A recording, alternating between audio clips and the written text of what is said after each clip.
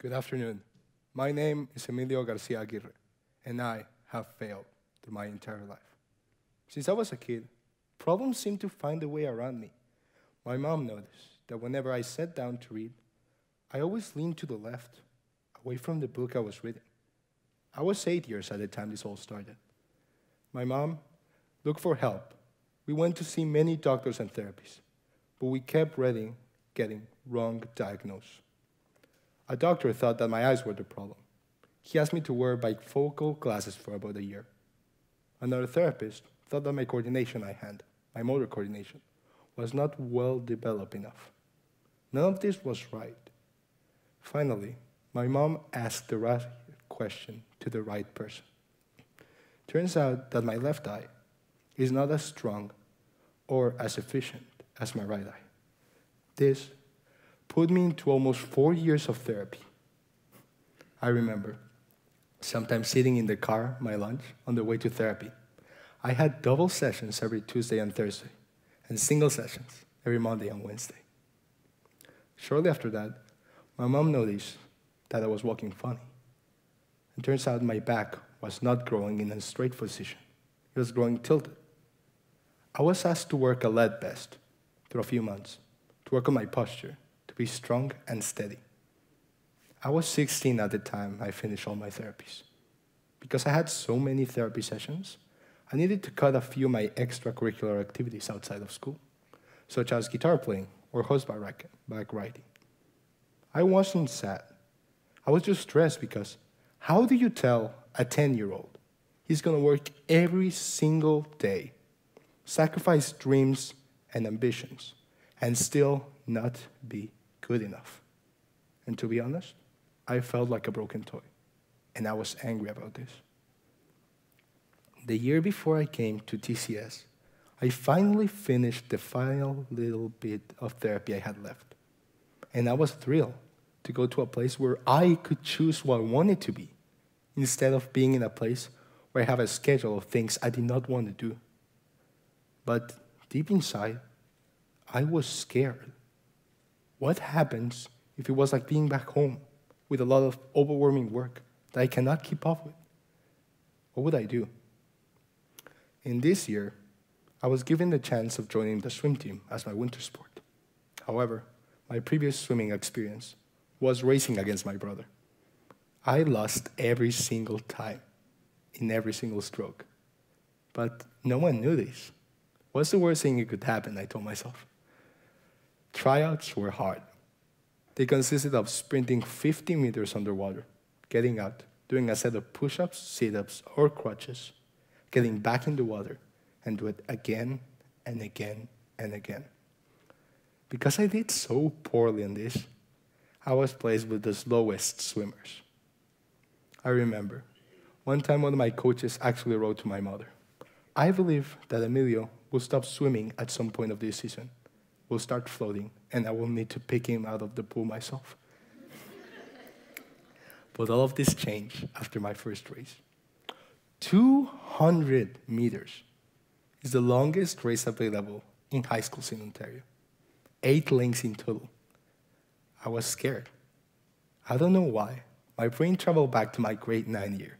My English teacher tried to ask me to do a project I did not want to do. He told me, whenever you're going to do something you don't want to do it 2 ways. As fast as you can and as best as you can. I was focused. I was ready. I dived and I landed belly flop. The impact of the water made my goggles go to my mouth. Every single time I came out for air, water came inside my mouth. I couldn't breathe. So I ripped them and I left them sink in the water. And then I started swimming as fast as I could. I remember watching the swim team tell me, "Go slow," because they were scared I was not going to keep up with the entire race. At the 150-meter mark, I lost count of how many laps I've done. I thought I was done. I thought I had won. But then I realized the entire team was still screaming at me, "Keep going. You're not done yet." And I noticed that I had 2 laps left to go. I charged through those 2 laps. I swam like a madman.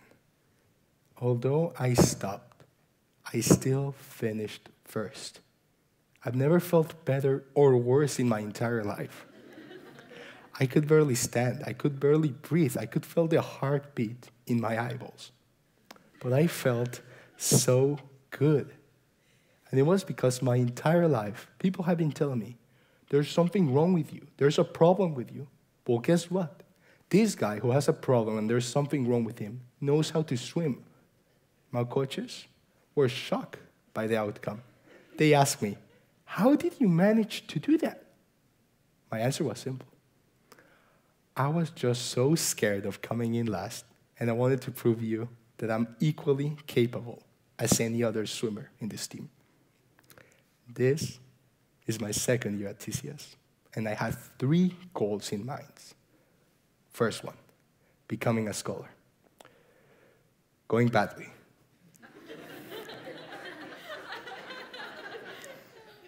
Second one, getting a girlfriend.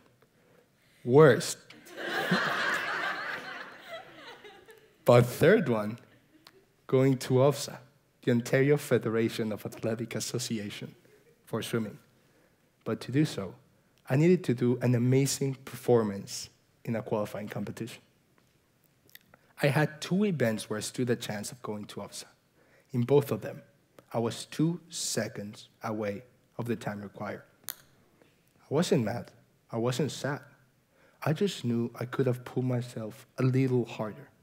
I could have fight a little harder. I got a personal best out of it. The next day, when I was sore and defeated, one of my coaches found me. Emilio, how are you feeling? I'm sore and I'm tired. Well, go to sports injury. Get yourself checked up. Why? I'm not swimming anymore. I was wondering if you were willing to be my backup swimmer for the 4x200 that's going to OFSA. I couldn't believe it. I was actually gonna accomplish my goal to swim in OFSA. There was a chance I was not going to swim in OFSA because I was a backup swimmer, not an official swimmer. But as many athletes have told me, when you go to OFSA, it doesn't matter how many medals you come back with. What matters is the hoodie you come back with. And I was getting my hoodie. That's what matters. But then, destiny happened. One of our swimmers needed to go to Europe to finish one of his courses. And I was there, ready to swim. But there was a slight problem. TCS bathing suits are made of an elastic material. With time, this material stretches and becomes see-through. I needed a new bathing suit. One of my teammates borrowed me his Speedo, but it was a little, shall we say, too provocative for the occasion. Oh well, what can you do about it? I was still gonna swim in a Speedo that was a little too small for me. But then, out of the blue, another swim member came after me. Oh, if you want a bathing suit, I have an extra one in my backpack. I couldn't believe it. I put it on. It fitted perfectly. But before I did my 50 meters for the relay, another team member came up to me. He told me, you do this for yourself and for us, because we have all earned being here, and we can do this if we push ourselves. I dived. I did my best. I told myself, burn your body, and then you will achieve your goal. And I did. I achieved my goal of going to OFSA.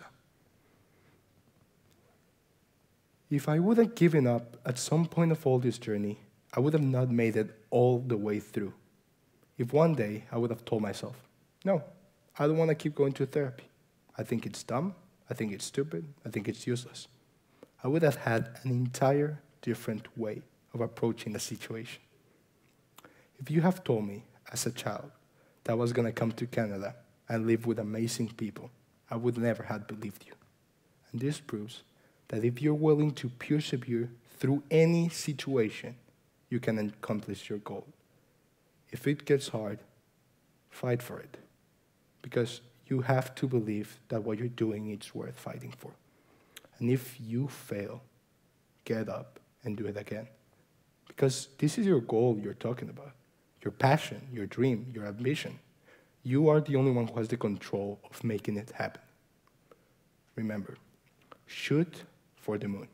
And even if you missed, you'll still be among stars. Thank you all.